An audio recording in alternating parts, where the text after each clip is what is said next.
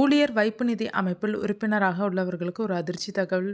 நீங்கள் பணியில் இருக்கும்போது எதிர்பாராத விதமாக இறக்க நேரிட்டால் உங்கள் குடும்பத்திற்கு ரூபாய் 7.5 லட்சம் வரை காப்பீடு கிடைக்கும் என்பது உங்களுக்கு தெரியுமா? இதுதான் ஊழியர்களின் வைப்பு தொகை இணைக்கப்பட்ட காப்பீட்டு திட்டம். Employees deposit linked insurance. இது தனியார் துறை ஊழியர்களுக்கு வழங்கப்படும் ஒரு மகத்தான சமூக பாதுகாப்பு திட்டமாகும். இடிஎல்ஐ திட்டம் 1976 ஊழியர் வைப்பு நிதி அமைப்பால் நிர்வகிக்கப்படும் ஒரு இலவச காப்பீட்டு திட்டமாகும். இந்த காப்பீட்டிற்கு ஊழியர் எந்த பங்களிப்பும் செய்ய வேண்டியதில்லை. நிறுவனமே பிரீமியத்தை செலுத்துகிறது.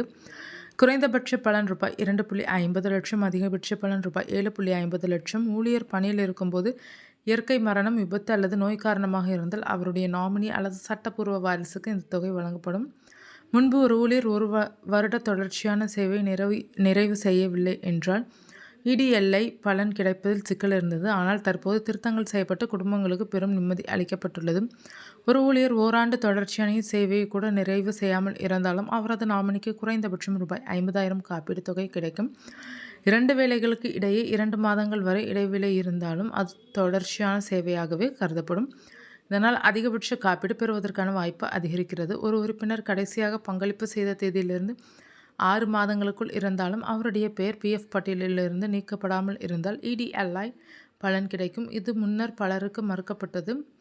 ஒரு இபிஎஃப்ஓ உறுப்பினரின் மரணத்திற்கு பிறகு அவருடைய நாமினி அல்லது சட்டப்பூர்வ வாரிசு காப்பீட்டு தொகை பெற விண்ணப்பதாரர் படிவம் 5IF பூர்த்தி செய்ய வேண்டும். இந்த படிவத்தை நிறுவனத்தின் மூலம் பிஎஃப் கமிஷனருக்கு எழுத்துப்பூர்வமாக சமர்ப்பிக்க வேண்டும். முக்கிய ஆவணங்கள்: இறப்பு சான்றிதழ், வாரிசு சான்றிதழ், நாமினி இல்லை என்றால், மைனர் என்றால் பாதுகாவலர் சான்றிதழ்.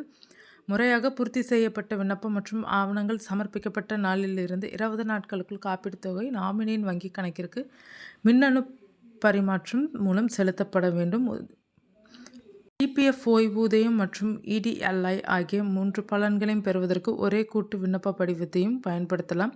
இந்த இடிஎல்ஐ திட்டம் உங்கள் குடும்பத்திற்கு நிதி பாதுகாப்பை உறுதி செய்கிறது. உங்கள் குடும்பத்தின் எதிர்காலத்தை கருத்தில் கொண்டு நீங்கள் இத்திட்டத்திற்கான நாமினி சரியாக பதிவு செய்துள்ளீர்களா என்பதை சரிபார்ப்பது மிகவும் அவசியம்.